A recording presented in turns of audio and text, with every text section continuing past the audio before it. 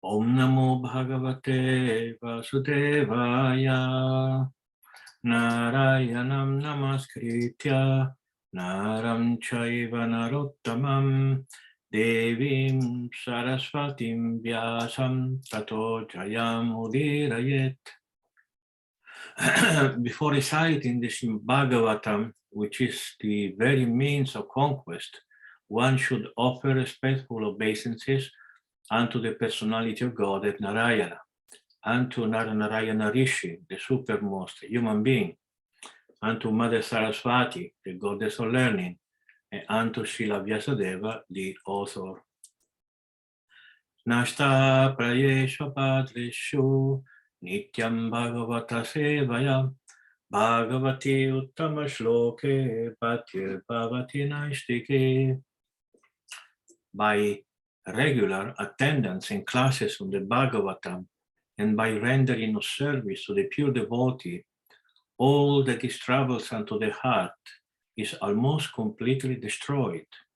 A loving service unto the personality of Godhead, with praise, with transcendental songs, is established as an irrevocable fact. Very nice. So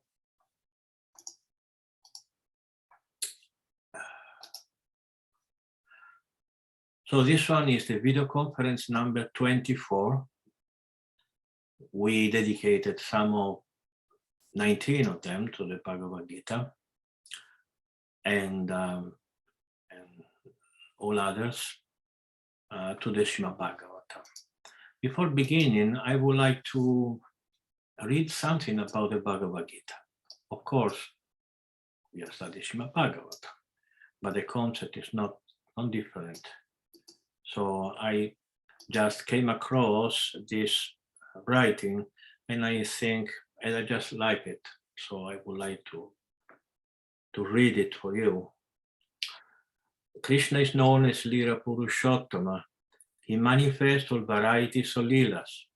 He came 5,000 years ago in his own Svarupa. At the end, in his Kurukshetra Leela, he gave his message in the form of Bhagavad Gita. He spoke it to Arjuna. Through Arjuna, he gave this message to the whole mankind. But one should not think that he only gave it to Arjuna. We call this Shaka Chandra Nyaya. Nyaya means logic. Shaka means branch of the tree. And Chandra means moon. The branch and the moon, logic. The child cries, so what does the mother do? The mother says, don't you see the moon there, the very effulgent silver plate? Don't you want to have it? The child says, yes, mother, where is it? Where is it? Don't you see it? It is in the sky.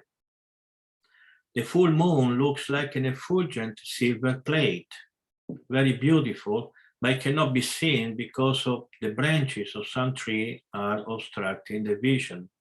It is just as the opening of some branches, but the child cannot see it. Where is it? Where is it? Where is it, mother? Look at this tree. Look at that big branch there. She points out the tree's branch, and thus the mother shows the moon. This is the logic of Shaka Chandra Nyaya. By pointing out the tree's branch, the mother shows the moon to the child. Similarly, pointing out to Arjuna, Krishna shows everything to mankind. And this part of a lecture given by a devotee, which I liked, is to also to show that sometimes it's very important to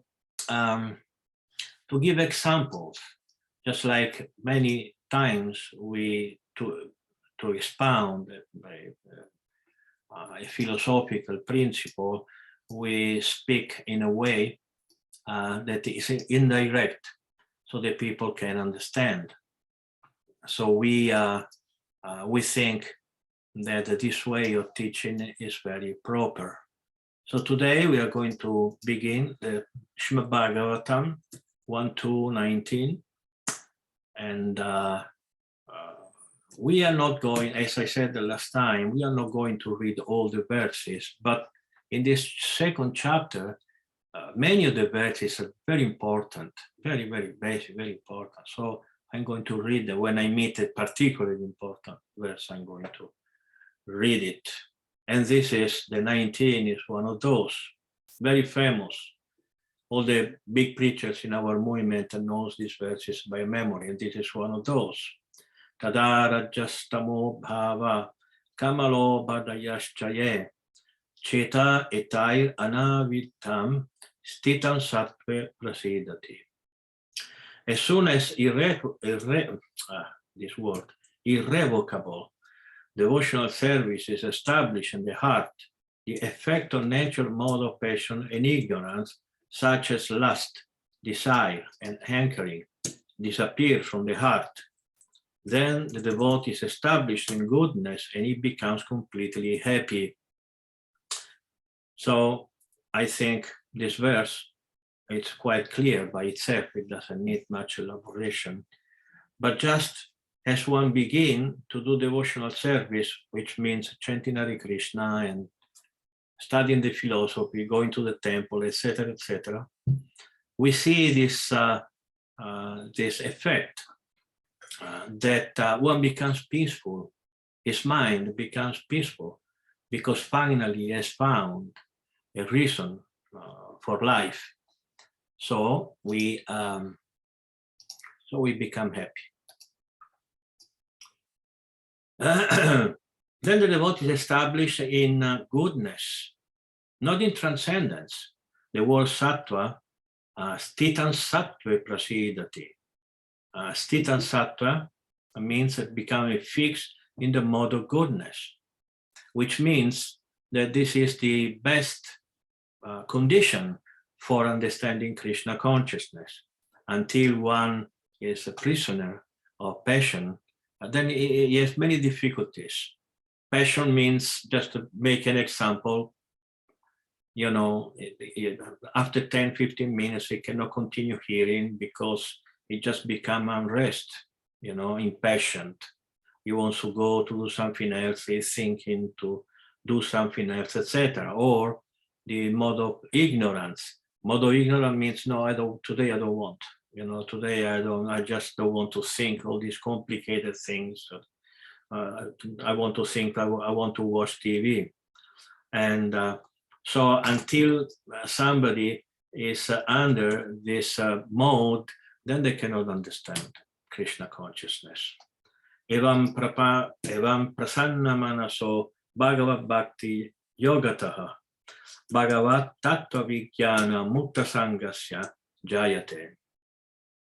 Thus established a mode of unalloyed goodness, the man whose mind has been enlivened by contact with devotional service to the Lord gains positive scientific knowledge of the personality of Godhead in the stage of liberation from all material association. So there's a two different words. Before, the word sattva has been used, and sattva means goodness. But now, vijnanam mukta. Vijnanam mukta means liberation. And liberation is the stage after the stage of goodness. Stage of goodness means I'm happy. So I like to chant, I like to hear, I like to do service. But after some time, it becomes more purified, and then it becomes attracted to Krishna. In the mode of goodness, one does things because he knows that it's okay doing that. In the mode of transcendence, he does it because he likes it. In mode of goodness, also you like it, but sometimes you like it, and sometimes you don't like it. When you are transcendental, you always like it, and you always like it more and more. Thus, the knot of the heart is pierced, and all misgivings are cut to pieces. The chain of fruitive action is terminated when one sees the self of the master. Vidyate hridaya grantis chidyante sarva sanchayaha Kshiyante chasya karmani drishtva evatmanishvare. Very, very beautiful verse. Chidyante means cut to pieces. Cut to pieces means that all the ideas, all the things that you thought they were good, the whatever you thought that it was the aim or the goal of your life, transcendental knowledge cuts it to pieces, and the transcendental knowledge, the transcendental realization becomes effect, as it says, we say every time, as an irrevocable fact. Irrevocable only when one is pure, otherwise it's revocable. Means a devotee can fall down. As long as not that a pure devotee, everybody can fall down. Ato vai kavayo nityam bhaktim pramaya muda vasudeve bhagavati kurvanti atma prasadani. Certainly, therefore, since time immemorial, all transcendentalists have been rendering devotional service to Lord Krishna, personality of Godhead, with great delight, because such devotional service is enlivening to the self. Krishna consciousness is not a new religion. It's not something that Srila Prabhupada brought here. It's not something that came from Srila Prabhupada's imagination or the imagination of the great acharyas who wrote beautiful books of philosophy and spirituality. But this is been going on nityam, from time immemorial. Actually, the word nitya means eternal. But here it's been translated as a time immemorial, just to give an idea, just to give a number. When you say eternal, then you don't have any idea of when it begins, when it ends, But from time immemorial, so you have an idea that this happened in some time. At least this word time immemorial gives this effect on me. I don't know if because my English is limited, but I see some difference between eternal and time immemorial. And when somebody is practicing devotional service, he feels very much enlivened. He feels very happy, he's always stable. An advanced devotee is always stable. He's not angry today and tomorrow is happy, and it's always the same. Which doesn't mean that sometimes it's not happier, sometimes a little sadder, but basically his mood, it never changes. This is another beautiful verse, and the transcendental personality of Godhead is indirectly associated with the three modes of material nature, namely passion, goodness, and ignorance.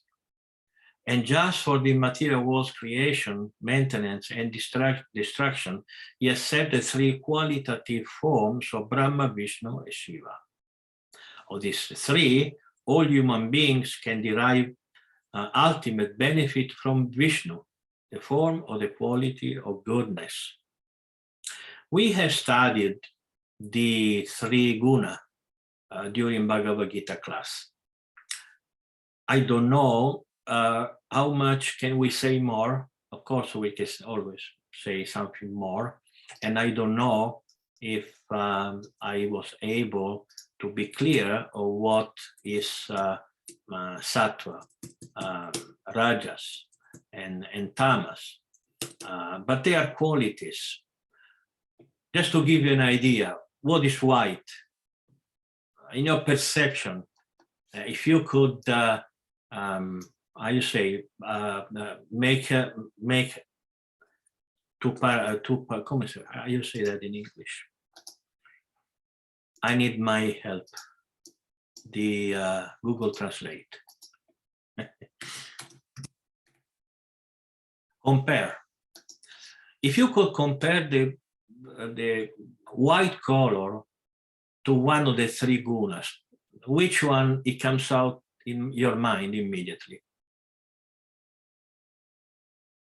Goodness. to goodness. Why? I don't know. It's just natural, because it's clean, because it's beautiful. If you see a red color, to which guna you would compare it? To passion, of course. And if you see black, to what you would compare it? To tamas. If you see a man who is very peaceful and gentle and steady, what do you think? These qualities are sattva, rajas, obviously sattva. If you see a man who's always active and he wants to do things, this is passion. If you see a man who likes to sleep, he's not very kind, he always gets angry, this is tamas. If you see a city, a dirty city, that's tamas. A city who is very active, that's rajas.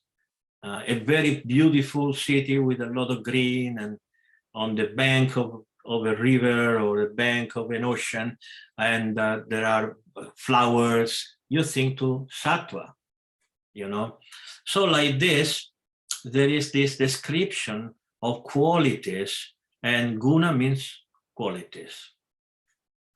So to create is obviously passion. Brahma is the incarnation of the Lord for the quality of passion, because it creates the universe.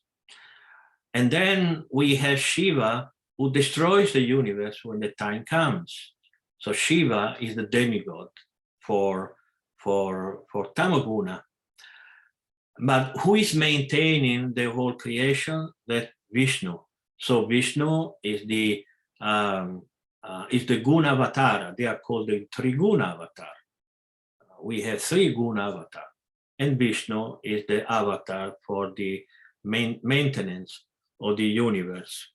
So here, Srila Sutta Goswami says of these 3, Shriyan Sita Takalu Sattvatano Nanam Syuhu, says all these 3 of human beings can derive ultimate benefit from Vishnu, the form or the quality of goodness. So he makes a difference and say, be a devotee of Vishnu. Both for your period of studying Krishna, practicing Krishna consciousness, you should practice Krishna consciousness in goodness, not in passion, not in tamas.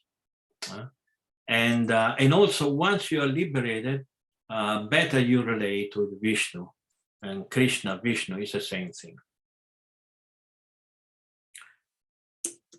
Firewood is a transformation of earth, but smoke is better than raw wood, and fire is still better, for by fire we can derive the benefit of superior knowledge through Vedic sacrifices. Similarly, passion, rajas, is better than ignorance, but goodness is best, because by goodness one can come to realize the absolute truth. So that's why Srila Prabhupada, when he came to the West, he gave a lot of rules, and not in the first days or the first months, even the first years. He didn't give many rules, but after he began and say, this is the rule if you want to advance in spiritual. And the majority of these rules and regulations are to become a Brahmana, to become someone under the influence of truth. So much so that Srila Prabhupada was criticized because some of the rules he gave us really does not refer directly to the Vaishnavism, to the Gaudiya Vaishnavism. Like if you see the deities that we worship are not the same worship that is being carried on by thousands of years in Vrindavan, in other places, are a different type of worship. And our type of sadhana or discipline, the way we live, etc., is not necessarily, Gaudiya, meaning if you read the Chaitanya Charitamrita, you read of people renouncing everything and dressing in loincloths and traveling and and doing austerities, etc. It's very different. We dress very nicely, sometimes with silk, and sometimes we do feasts, say we eat nice prasadam, etc. Somebody can say, wait a moment, Rupa Goswami, Sanatana Goswami, they didn't live in this way. They lived under a tree. If you want to be Rupanuga or follower of Rupa Goswami, you should live as he did. But actually, Srila Prabhupada didn't told us that. He told us how Rupa Goswami used to live, but he didn't tell us to live in that way. He told us to live as Brahmanas. And that's why we tell people, please dress nicely, speak nicely, think nicely, and everything you do should be under Sattva Guna, at least Sattva Guna. And then Sattva Guna, because by goodness, one can come to realize the absolute truth. Tasmat Sattvam Yat Brahma Darshanam. It's very, very clear, Sanskrit in this case, that if you want to realize the absolute truth, Brahma Darshanam, Darshana means to see. If one want to see the transcendental reality, one has to live in a sattvic way. I am having some problem with my eyes. I need not to read for 5-10 minutes. So if you could help me by making some questions, so I can, at least for 10 minutes, so I can, because in Spanish I have Bhakti Rosario reading, and then I'm not forced to read attentively, but in English I had to read myself. So give me 5-10 minutes of questions, and then remember the science of questions. I give class, you make questions. This is my job, and this is your job. So there was no Bhagavad Gita without Arjuna's question. And questions do not need that you don't know the answer. You may know the answer, but you do the question just to, first of all, help me, enliven me, and second, because you never know. Maybe I can say something you never heard before. Okay, so we have, 3 questions. Thank you very much. This will be enough, avoiding to read for 10 minutes. But in Rosalie first. Hare Krishna, Guru Maharaj. Please accept my humble obeisances. All glory for Srila Prabhupada. I'm laughing because I'm thinking maybe the 3 of us have the same question. But I noticed in text 20 that that somehow when we are in devotional service and we're having in a state of unalloyed goodness, whatever unalloyed means, maybe you could explain. It says that we gain scientific knowledge of the personality of Godhead. Why does this transcendental knowledge bring the scientific knowledge? So first of all, I didn't born in America or in England, so English is still a second, maybe third language. But what I understand about unalloyed means the contrary of alloyed. I think alloyed means a composition of metals. Is that correct? Is that correct or not? No. Yes. Richard says yes. Rosalind says no. I don't know. Okay. I don't know. I don't know either. Yeah, we can look in the dictionary, but what I understood until now, that alloyed means impure, means a composition of something. And this is the meaning of the use that Prabhupada does when he said unalloyed means pure. Like devotional service without sattva, without rajas, without a tinge of sattva, without a tinge of rajas, without a tinge of tamas. If someone wants to look for the word alloyed, that would be so nice. So, and this is the what I understand, means pure. About scientific, this is a translation of the word vijnana. There are two words referring to knowledge. Jnana, which means knowledge, and vijnana means realized knowledge. There are two different levels of knowledge. Just like I may know that I am a spirit soul, I'm not this body, and as soon as the class finishes, I go in front of my mirror and say, oh, you are a beautiful man or a beautiful woman. So I know that I'm not this body, but still I am identified with it. But this is jnana, and just theoretical knowledge. Vijnana means I hear I'm not this body, I go in front of a mirror and I say, well, you know, this is not much different from my car. You know, it is a vehicle that I'm using for some time. I may live in this body 20, 30, 70, 80. I will leave it. And when I will leave it after, I will take another body. And this is scientific knowledge. You know, scientific knowledge means realization. So realization may mean a partial realization or a complete realization. There is no only one level of realization. Of course, great acharyas like our Srila Prabhupada, the great acharyas, Rupa Sanatana, etc., they have a complete vijnana. But there is not only complete vijnana or no vijnana whatsoever. There are all different grades, as we always say, different level of gray between black and white.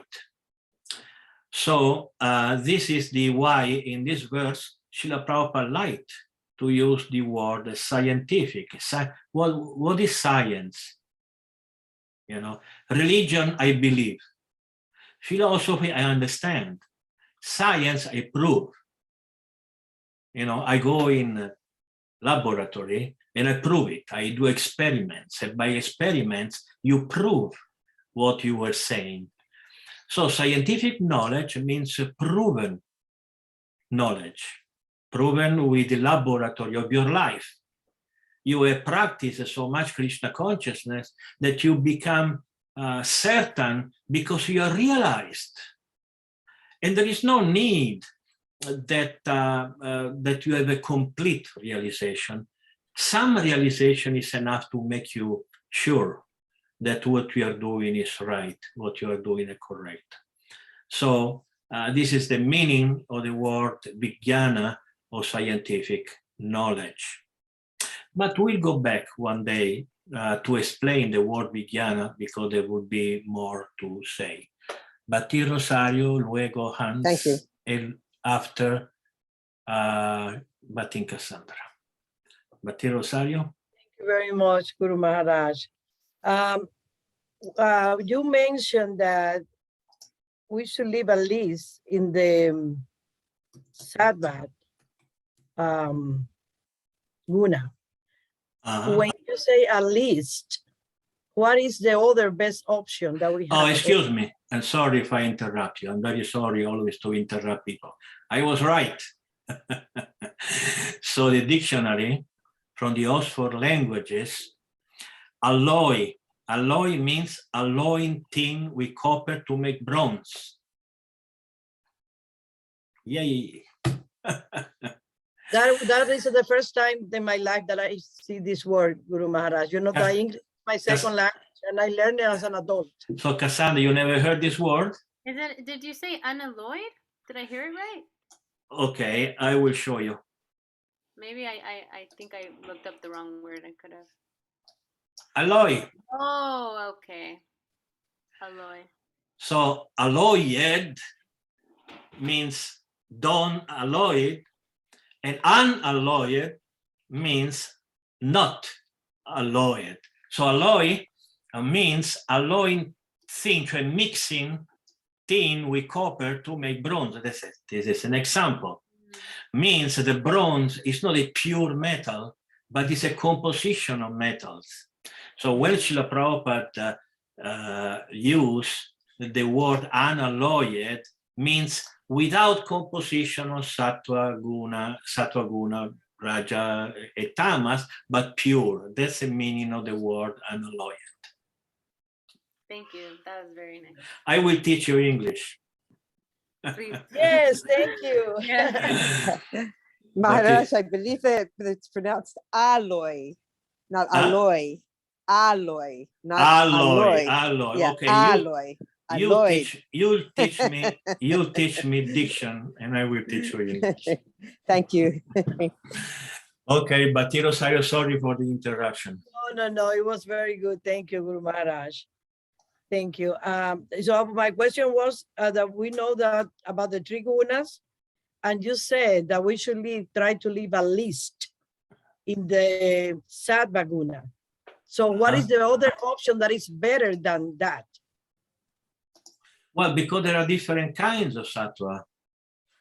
There is not, when we speak about something in Krishna consciousness, I mean, you have to understand that you arrived in an ocean of knowledge. You know, our philosophy, I mean, you can study our philosophy the whole of your life, you don't even see the end. So everything, when we say the three gunas, does not mean that there are only three gunas. There are sub-products of each of these gunas, and each one of them has many other subdivisions. So there are different kinds of sattva guna. Obviously, the best sattva is a Vishuddha sattva. Vishuddha sattva means completely pure. But from Vishuddha sattva and sattva, there are many different grades. So that's why in the Srimad-Bhagavatam verse, he says, at least you should be in sattva guna. Sattva guna means you should be cleaned in your dress, in your speech, in your thought, in your watching. What you watch should be cleaned. What you hear should be cleaned. So this forms you as a brahmana, or as a, that's why I always protest against those who say, oh, this is a detail. It's not important. No, the truth is made of detail. You don't become something better without the detail. It's like saying that the drop doesn't matter. What it matters is the ocean. But the ocean is made of drops. If you start taking away all the drops of an ocean, at the end, you empty the ocean. So the details in Krishna consciousness are important. There is no superfluous detailing Krishna consciousness. Of course, that doesn't mean that we should get crazy for all little details that we teach. It's a lot. In one sense, sometimes it's too much. Okay, this I agree. But what I'm saying that by principle, one should not say that it is useless or it is superfluous. You say it's too much, I cannot do it. Okay, tell me what I should do. And then I will say, okay, these are the main things that you should do. Preach, chant Hare Krishna. How should I chant it? As you like. At the beginning, when somebody comes to the temple, I don't even talk about the offenses because they just arrived. You don't tell them much. You just chant Hare Krishna. But should I chant seated in the Padmasana? No, who cares about it? You just chant when you go in your car, when you cannot even chant, think, you see. Then when you become more advanced, then you say, okay, now try to chant in a clean place, etc., etc. And then the rules, the Brahminical rules, becomes more stringent. Is that clear? Sure. Thank you very much, Guru Maharaj. Thank you. Hans? Thank you, Maharaj, for being available to us. You had mentioned earlier that if not a pure devotee, one can fall down. So just, is a pure devotee equivalent to being a perfect devotee, or Is it just pure in intention? Like, can you break that down? Just, maybe what state like a devotee has a chance to staying on the path? Because I know perfection probably isn't possible, right? This is not an easy, there is no easy answer to this question because it's very articulated. We can go on and on speaking. In this case, this is purity, but you can still fall down. Like in the Srimad-Bhagavatam, we know the story of Bharata Maharaj. He was so pure that when he was thinking to Krishna, to Vishnu, he would cry in ecstasy, in pure love. But he became attached to a she deer, and then he fell down, you see. So was he pure or was he not pure? What stage of purity he had? Evidently, he was pure, but not so pure. And another person may be so pure, but not enough pure. So there is a very nice phrase in the Bhagavad Gita when he says, Mama Maya Duratyaya. This is a phrase that every single devotee from the first day that he put his foot in a temple here, Mama Maya Duratyaya. Mama means mine. Means it's my energy, it's a divine energy, Maya. And it is an experience of every senior devotee that when he thinks to his past, and in some cases even to his present, and he thinks, how could I be so crazy? I could have been so crazy to become victimized by this stupid, nonsensical thing, you see? And you think, this is impossible. I won't do it now, So how would they do it? Because Maya makes you do it. It's so powerful, it's so strong. And there are moments of your day, moments of your life when you think that this is good, or this is not so bad. I can be a pure devotee, but it's not so bad to be attached to this thing. So according to our philosophy, there is only one person who cannot fall down. Someone who is a product of the superior energy. You see, every other energy who was or still is part of the marginal energy, in theory, can still fall down. So who is Rupa Goswami? Luckily, we have knowledge that Rupa Goswami was not, or never was, a Tatastha Shakti Jiva. Tatastha Shakti means an energy which is marginal. Marginal means he received the information from the material world and he received information from the spiritual world. And he's in the middle, so he has to decide what he wants, one or the other. But this never happens to those who are part of the spiritual world, who is Shakti, the superior energy. So Rupa Goswami, according to our scripture, is a gopi, okay, actually a manjari, which is a small gopi, younger gopi, okay. So being a manjari is part of the superior energy. It can never fall down. So, but there is one point that one time one devotee asked Srila Prabhupada, and he said, when we go back to the spiritual world, can we fall down again? And Prabhupada said, yes. But you don't do. In theory, you can, but you don't. So both in the Bhagavad Gita and the Srimad-Bhagavatam, it is said that when you go back to the spiritual world, you never fall down. This is a verse directly from the Bhagavad Gita. But Srila Prabhupada explained to us that theoretically we cannot deny the possibility of falling down, because otherwise we deny free choice. which is the base of love, which is the base of prema. Prema eternally is based on free choice. I love Krishna because I want to love Krishna.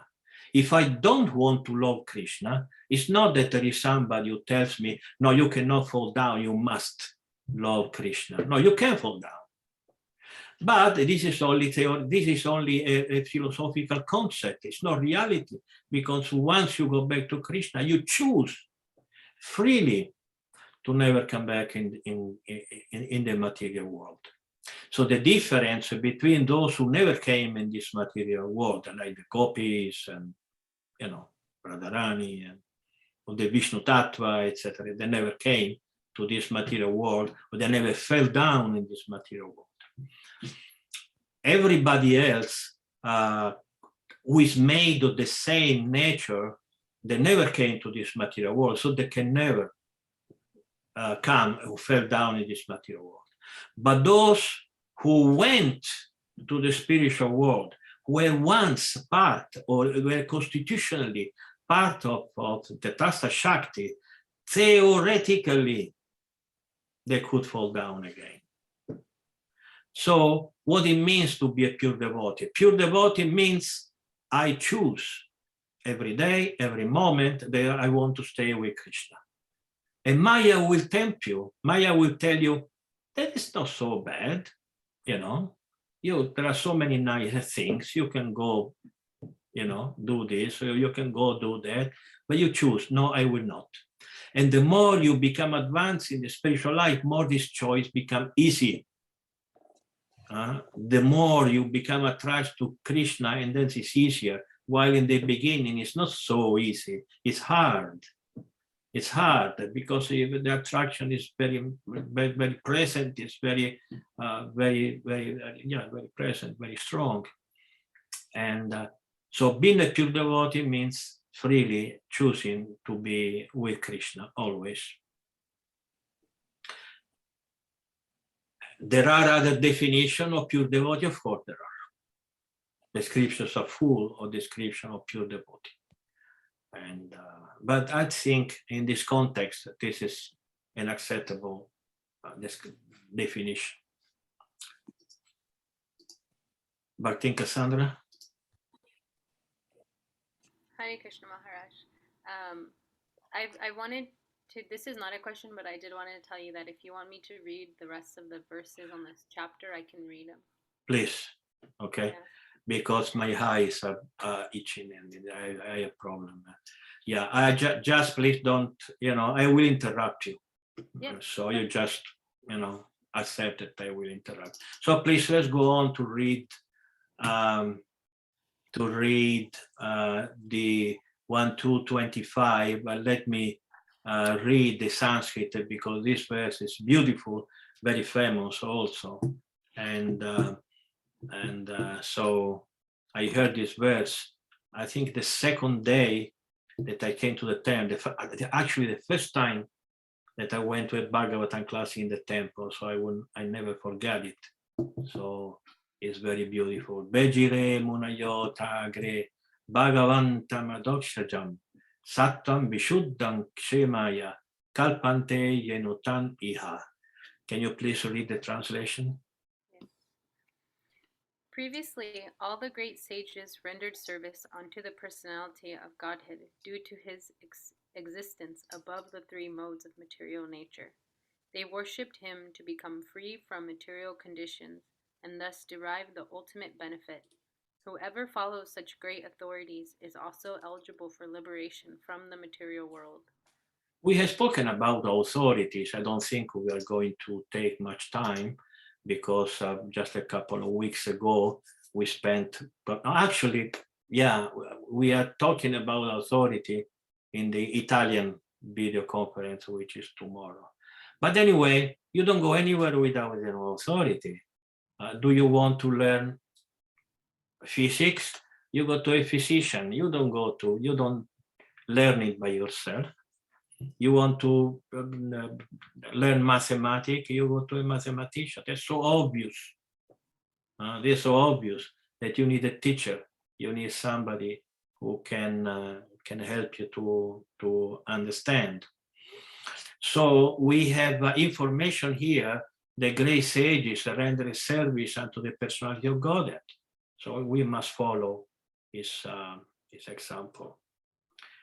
Just let me, I saw just now your note, the definition of unalloyed, or metal, not alloyed pure. Yes. Unalloyed copper, chiefly of emotions, complete and unreserved. Okay. Okay, so let's go to the verse 26. Mumukshavo ghora rupan hitvam bhuta patinnatha narayanam kalashanta bhajanti hi anusuyavaha. So please read the translation. Those who are serious about liberation are certainly non-envious, and they respect all, yet they reject the horrible and ghastly forms of the demigods and worship all the all-blissful forms of Lord Vishnu and his plenary portions.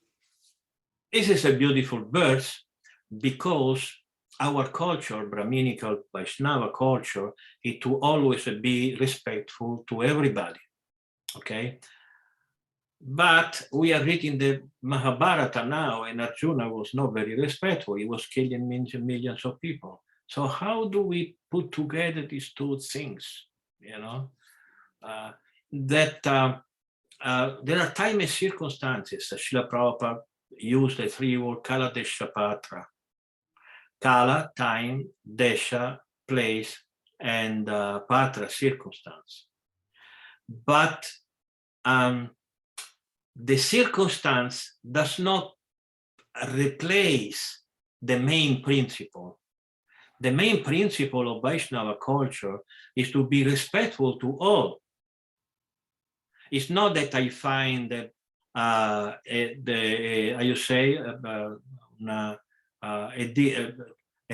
person who deserves to be chastised. No, I will not chastise him because I need to be respectful to everybody.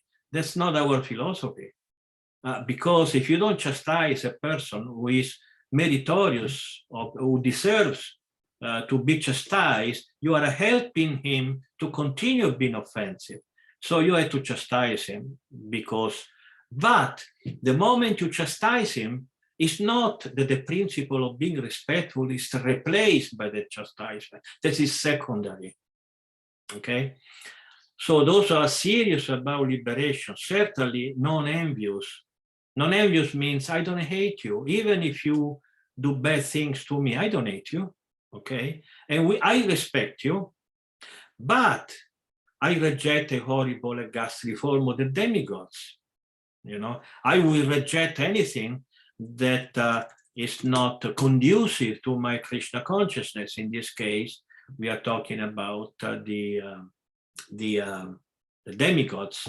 I will not replace the worship of Krishna with the worship of the devas, because the devas will give me a lot of material facilities. No, I reject that, and I will continue worshiping only the all blissful form of Vishnu and his plenary portions. So I take excuse of this verse just to make a point about main principle and secondary principle, okay? If somebody comes to the temple and tell me, should I chant, first time that he comes to the temple, and say me, must I chant 16 rounds to come to the temple? I would say, no. Oh God, no. Chant. How much should I chant? It doesn't matter. Just chant. Okay? So this instruction will replace the Srila Prabhupada instruction to his disciple that to be initiated, they should chant 16 rounds a day. No, because a Kala Desha Patra. This is a secondary instruction given for time, person, and circumstance. Is this principle clear? I'm sure, yes, it is clear. All right. Yeah, the 10 minutes, and after I have a couple of big announcements to make, huge announcements. And verse number 27, Rajastamam Prakritaya, Samashila Bhajanti Vai, Pitri Bhuta Prajeshadin, Shriya Ishvarya Prajepsavaha. That's beautiful. Sanskrit is so beautiful. Okay, translation. Those who are in the modes of passion and ignorance worship those in the same category, namely the forefathers, other living beings, and the demigods who are in charge of cosmic activities, for they are urged by a desire to be materially benefited with women, wealth, power, and progeny. Yes, if you worship the demigods, you can get a lot of material facilities, okay? But it's not very wise because it's temporary, number one, and there is something worse than temporary. You can say, what is worse than temporary? No, there is something worse. Then while you are enjoying them, you are not satisfied. So you are making a lot of effort to get money and family and beauty and like this. It's there is some pleasure sometimes, but it's not enough. You want more. And so temporary and incomplete or insufficient, these are the two problems of materialistic life. So we should not worship the demigods, but we should worship only the Supreme Personality of Godhead. So let's see if we have more time. We can continue reading, but I want to give you a couple of announcements. So first of all, Batin Abby is here. She was here. Oh, she left. Oh, okay. Anyway, but Andy's here. This is your Mahabharata. I want to stop the video just 1 second.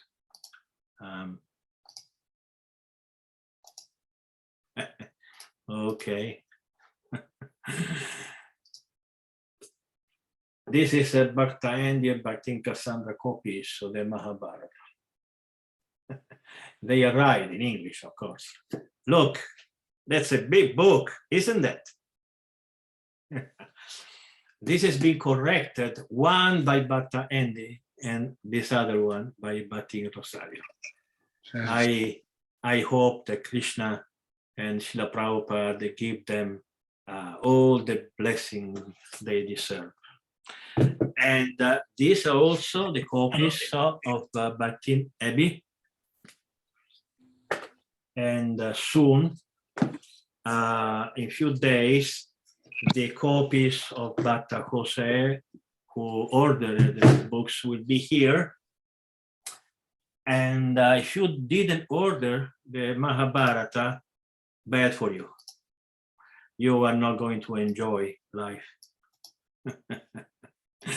Because Mahabharata is so beautiful. So this is the first announcement I wanted to make, just to cheer up Bhakta Andy, I think Cassandra, Abby, and the other one. And the other announcement, you may remember that some time ago, I was talking about a database or a library, huge library with tens of thousands and hundreds of thousands. We had some, first of all, because I was very busy, we had some technical problem with that. So we have been working very hard with Ishvara Das, who is an angel, who is not a man, but is an angel coming from the spiritual sky to help me. It's unbelievable. It's unbelievable. He has been working with me since 2002, 20 years full. And there is nothing that I asked him that he didn't do. He never protested. He never asked me for it. Sometimes I send him something because he needs some money. I don't have money also, but whatever you send me, I give him. So So we work in the technology so that we can do now we can do our database in ishvara.org website, and in such a way that we can choose, of course, Ishvara.org website. This is the Ishvara.org website, which is my home, my temple, my preaching center. And here is going to be our and there will be 3 levels of entry: the free entry, where everybody can read everything; the second entry, with those who subscribe; and the third entry, which is my private thing, nobody can read, So every level, the lower level, will not be able even to see. They will see the title, but they will not be able to read what's inside. So the second level, he will be able to see, which is going to be the biggest level, where there will be someone has to subscribe, and he will. And I'm going now to start again. Right now in ishvara.org, there are more than 6,000 articles, which is nothing, peanuts, comparing to what I have. Right now, I have more than 160,000 documents, of course, books and magazines and articles and videos, and everything will be there soon. And it will take some time.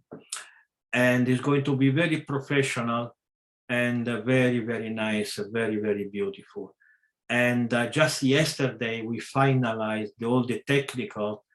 We spent days and nights to put this up, because you don't see anything, but behind this, there is a lot of technical work. So we finished, and now the charging or the uploading all the documents is going to start. If anybody wants to help me, I have a lot of service for every one of you. There is not only editing my books, but there is a lot of even mechanical or practical work to do. Just taking a file and put it in our library. There's a lot of devotional service to do. I offer it. If anybody can do it, is welcome. If you don't do it, it's because you can't. I know every one of you loves devotional service, etc. If you don't do it because you can't, if you could, then you would do it. I know that. So no guilt feeling, please. Just be happy in Krishna consciousness. So now I think my announcement, the last announcement, is that I'm still working in the Italian Mahabharata, which had some mistakes, little things, just like Batin Rosario is working on the Spanish Mahabharata, which has small problems. It's not the big things. We sold many of them, so I don't want to say to those who bought the Spanish Mahabharata that there are a lot of mistakes, that's secondary mistakes, but she is trying to make it perfect, so it will take some more time, but at the end we'll have don't forget, Jiva Goswami said, Kali Yuga, Itihasa, and Puranas. Bhagavad Gita is part of an Itihasa. Itihasa is Ramayana and Mahabharata. Bhagavad Gita is part of the Mahabharata. And Purana, Srimad-Bhagavatam is Bhagavata Purana, it's one of the Purana. So Itihasa and Purana, Bhagavad Gita and Srimad-Bhagavatam are the main books that we study and practice. So I saw before, maybe it was a mistake on the part of Dhananjaya Prabhu. He raised his hand. Maybe he wanted to say something, or maybe it was a mistake. Yes, Maharaj, sorry, it was a mistake, but it was very nice hearing you. Thank you. I like, so although it's a black square that you show us, still every time I say Hari Bol. We all love your presence every time we read your name. I mean, as Dhananjaya Prabhu Christian Center is one of the most peaceful and simple, but in a positive, simple, in a nice way. I love every time he invites me to go there, and there are so nice devotees. And the devotees who sing, you know, the percentage of very good singers in this preaching center, it's more than any other place. Many other, even important temples, there are very good singers, of course, but there are also people who sing who shouldn't sing. While here in our San Antonio Preaching Center, you know, there are at least 4 of very nice singers I like. Okay, so we have other 10 minutes, or maybe more. And if there is any other question, otherwise we're going to read a couple of more verses, and then we'll stop the class. Okay, this Sunday, Jivananda Prabhu will be, which is an important devotee, is an initiating spiritual master, ISKCON spiritual master, is coming to our preaching center. So everybody, you should not miss him.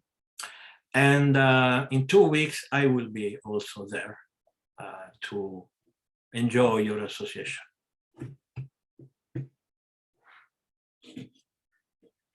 Okay, so any other question?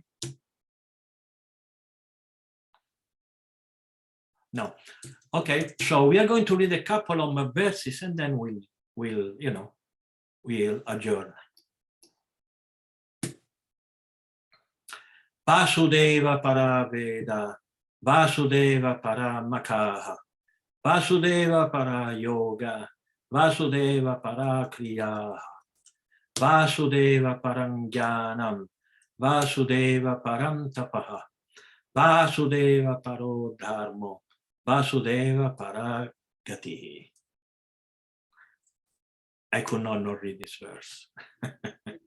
Please read it. In the revealed scriptures, the ultimate object of knowledge is Sri Krishna, the personality of Godhead. The purpose of performing sacrifice is to please him. Yoga is for realizing him. All fruitive activities are ultimately rewarded by him only. He is supreme knowledge, and all severe austerities are performed to know him. Religion, dharma, is rendering loving service unto him. He is the supreme goal of life. So what is the main topic of the scriptures? Is Krishna. So this verse talks about him, and it tells us who he is, what he is, meaning what is a person. What doesn't refer to a person. But what he is means conceptually, what he is. And so it is very important, because we cannot be devotees of Krishna if we do not know who Krishna is. It is not enough to say that God is good. Of course it's good, can't be bad. It's not enough to say that God lives in the heaven. It's okay, he lives in the heaven, but how is this heaven? It is not enough that we say that we should follow God's laws, of course, but what are these laws? So the quantity and quality of information that we have of Krishna is gargantual. You know, gargantual, that's English, that's, I assure you. Gargantual means enormous. You know, you can talk about Krishna, only talking about Krishna, not talking about philosophy, we are this and that, just Krishna. You can talk and talk and talk and never stop. So the ultimate origin of knowledge, of course, is Krishna. Atato Brahma Jigyasa. Brahma means Krishna. Okay. why the first verse of the Vedanta Sutra is Tato Brahma Jigyasa, because he establishes what is the main topic of the book. Just like Srimad-Bhagavatam, Om Namo Bhagavate Vasudevaya. Om Namo Bhagavate, Om means this is Veda, because Omkara or Pranava is the Vedic mantra. So Bhagavata Purana say, Bhagavata Purana is not something else, it's Veda. Om Namo Bhagavate Vasudevaya. Bhagavata means the Supreme Personality of Godhead. Vasudevaya is the son of Vasudeva, which means Krishna.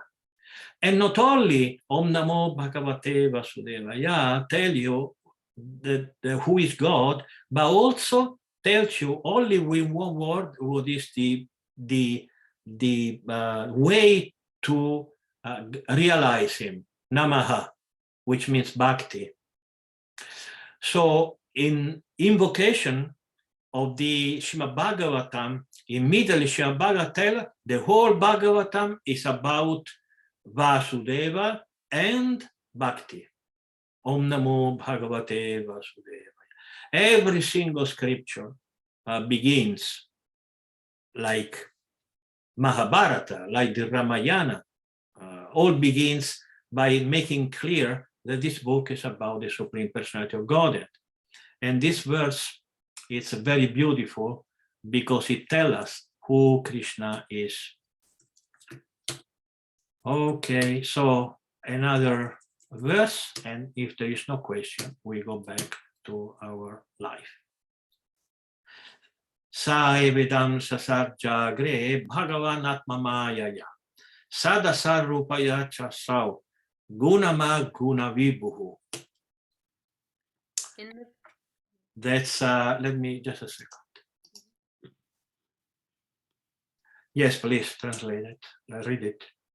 In the beginning of the material creation, that absolute personality of Godhead, Vasudeva, in his transcendental position, created the energies of cause and effect by his own internal energy. He activated material energy. If there is no causal reaction, there is no activation.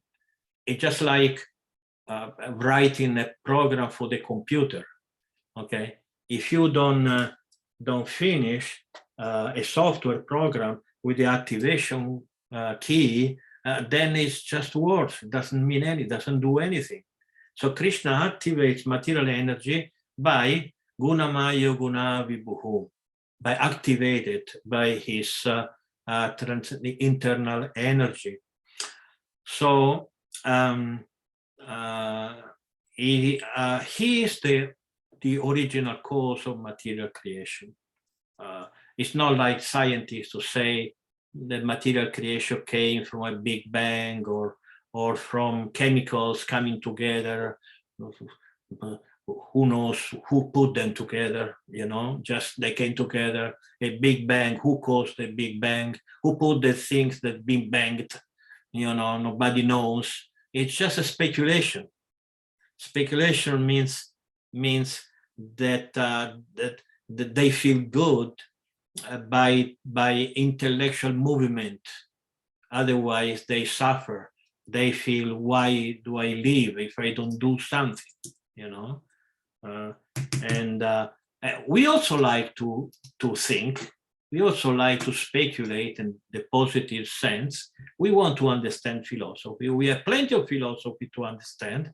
Not that we don't like to understand deeper philosophy, but it should be based on Shabda, Pramana Shabda. There are three types of Shabda: Pratyaksha, Anumana, and Shabda. Pratyaksha means proof by senses. I believe if I see or hear, or Anumana means I believe if I understand. Shabda, I believe if Krishna tells me. That means the scripture and the spiritual masters, because they have absolute truth. Doesn't mean that the senses or intelligence, there is no use for them. Of course not, of course. But they are secondary because senses are imperfect and our intelligence is also imperfect. So Pratyaksha Pramana, Pramana means evidence, and Anumana Pramana, they're okay, but they're imperfect. While Shabda Pramana, that's perfect. Until now, there has not been one single mistake that anyone has found in the Vedas, in the Purana, and the Upanishad. So all the great Acharya, they found them perfect, and we can accept them as such. Okay, so any other question? No question? So, Bhakti Rosalind? Yes. Hare Krishna. I'd like to go back to this idea of the colors. When you asked, you were speaking about the three gunas, and you asked what the colors suggested, because I have an old question from the Nectar of Devotion, chapter 8, point number 13, where it says one should not enter the temple wearing garments of red or blue color. And I'm not sure if you answered this, and I don't remember the answer, but I wonder if it has something to do with the gunas, and I wonder if it's really applicable to women who wear saris, because I know the men basically wear the same colors, but all the time, white or orange. Could you answer this for me, please? Sure. Well, actually, the problem with red and blue is not about the guna, but there are traditional or Puranic problems, you know. For instance, the red, you find the history of red in the Vishnu Purana. In the Vishnu Purana, there is a very long story telling how the Bauddha philosophy, the Bauddhavada, means the Buddhist philosophy, came to be manifested by Vishnu, the Supreme Personality of Godhead. There is a long story. I'm not going to say it now. Maybe some other time I will take my notes, but it's like 3 or 4 pages, you know. So in that case, there was the demons, the Asura, they were called, not the demons. It's a heavy word. Asura is not always demons, but these persons who did not want to accept the very conclusions, and so Buddha came. The original Buddha, not the Buddha that we know. There are other Buddha. Buddha is just in the disciple, is a part of the Parampara of Buddha. Okay, the Buddha that he came in this world about 2,500 years ago, you know, more or less.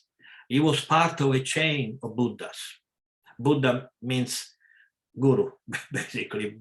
Buddha means someone who knows, not enlightened. Buddha comes from Buddha, Sanskrit, which means to know. So Buddha is someone who knows. Okay, so many years ago, thousands of years ago, at the beginning of the Kali Yuga, there were already persons who, at the beginning of the very degraded age, started to reject the very conclusions and started to do things like killing animals, which is against our philosophy, our culture. Animals should never, ever be killed. You know, we should not eat meat. We should be vegetarian. And we should offer our food to Krishna, of course. But first of all, be vegetarian, especially cows. Cows should not be killed for no reason in the world. So that's what's starting to happen at the beginning of Kali Yuga. So Vishnu came in a form, and he started to preach. And it's very, very beautiful, because the Vishnu Purana I have, it contains all the verses in Sanskrit. And reading what Vishnu said in Sanskrit is so beautiful. And at the end, he was saying, Buddhyatvam. Buddhyatvam means you should know. And the other, they answer Buddhyate, means, okay, we understood, we know. And from that, the word Buddha or Buddhist came. It came from the Vishnu Purana. where Vishnu was asking if they understood. Okay, answering, I understood. Then it came the word Buddha. In that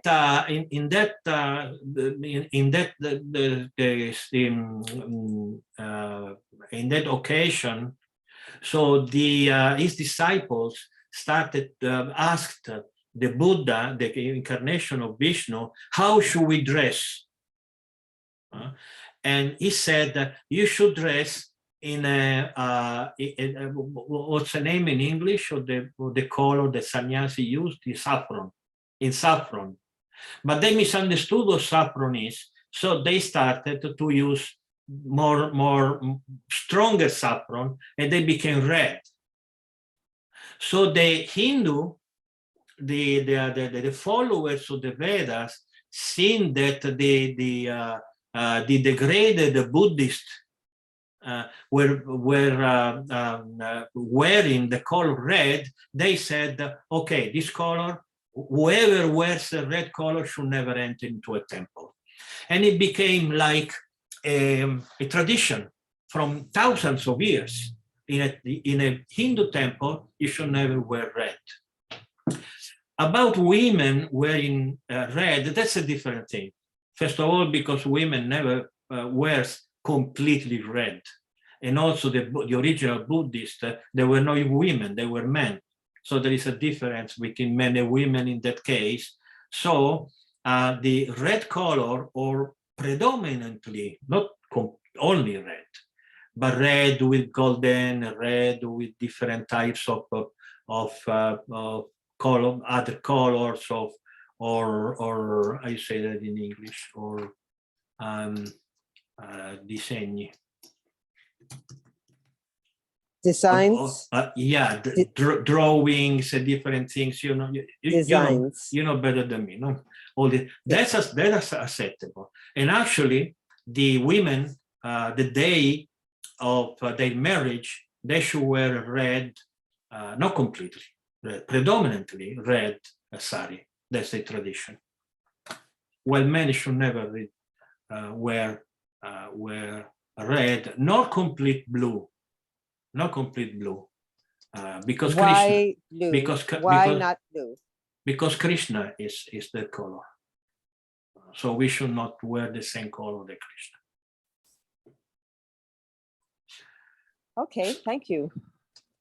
A big pleasure, and one day I will tell you the whole story of how the Buddhism began. All right, is that all? Is that it?